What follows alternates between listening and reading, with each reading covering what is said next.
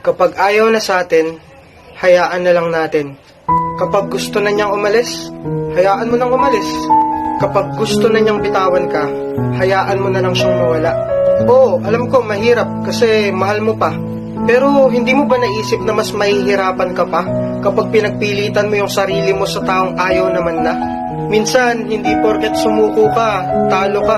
Minsan, sumusuko tayo kasi alam natin yun ang tama. Mali naman na kasing ipagsiksikan pa yung sarili mo sa taong pilit kang tinutulak papalayo. Hindi ka dapat magmakawa na wag siyang mawala. Kasi unang-una, kung talagang mahal ka niyan, hindi niya gagawing solusyon ang hiwalayan. Kaya ikaw, kung alam mong isa mo na lang lumalaban para sa relasyong akala mo'y walang hangganan, kung alam mong ikaw na lang yung nagmamahal sa inyong dalawa, huwag mo nang hayaan yung sarili mo na magmukha pang tanga. Yung sakit na nararamdaman mo, ngayon lang yan.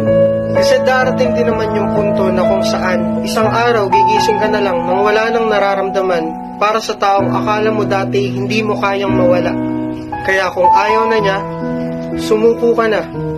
Hayaan mo na lang siyang sumaya sa paraang masasaktan ka ng sobra. At ngayon, nandyan ka na.